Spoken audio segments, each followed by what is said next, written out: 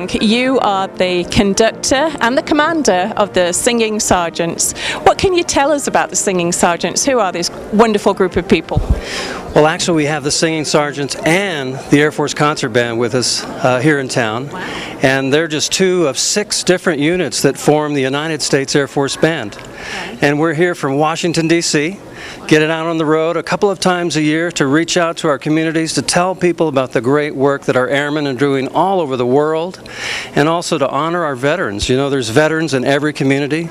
We love celebrating their service and making sure people recognize that, and then just instilling that patriotism in the communities as we go from town to town. Right, which is vital at the moment, given the present horrible conditions in the world. Right. How were we lucky enough in Cache Valley to get you here today?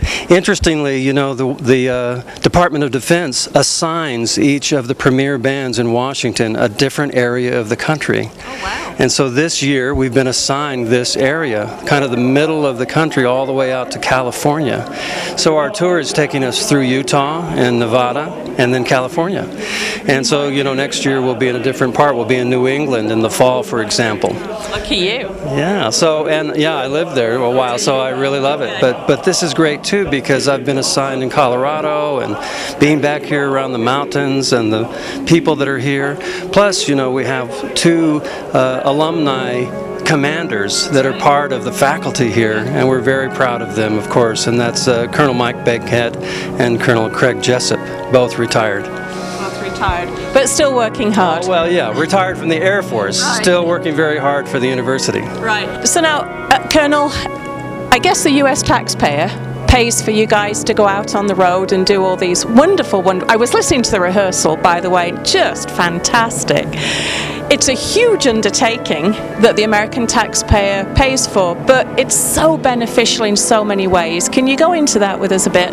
Right, well, you know, most people see what the Air Force does on the news every night, and it's not always positive, and they don't get to see airmen, they don't get to talk to them, and music is such a powerful way of communicating with people, and so it allows us to make that connection with people from community to community, to thank them for those tax dollars and that support, and to share back with them the excellence that the Air Force represents through our music, and make sure that they know that's happening across the Air Force. That kind of caliber, that kind of quality is happening all over the world. And so I think it makes them feel quite good about what they're doing with their tax dollars. And rightly so, because like I say, I saw it and heard it, and it was, I think we can maybe even hear it a bit in the background. Are you going to be swinging back this way anytime soon?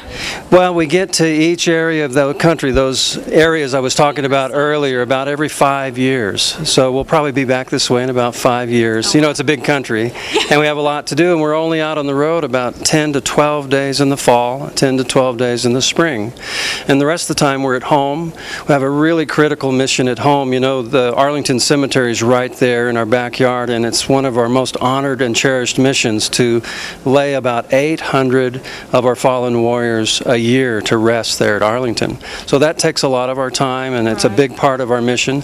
Plus, we play for the President and the Vice President and all of the top leaders of our Air Force on a regular basis, lots of ceremonial functions throughout the NCR, the National Capital Region.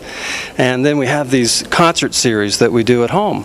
And so when people are in town over the summer as a tourist, maybe they can come out and see us. We're at all the memorials and have a big concert series. Right. Plus, we have a very active website that people can go to anytime and learn more about the band and download free music. Where is that? Do you know can you remember the name of it offhand? It's USAF Band.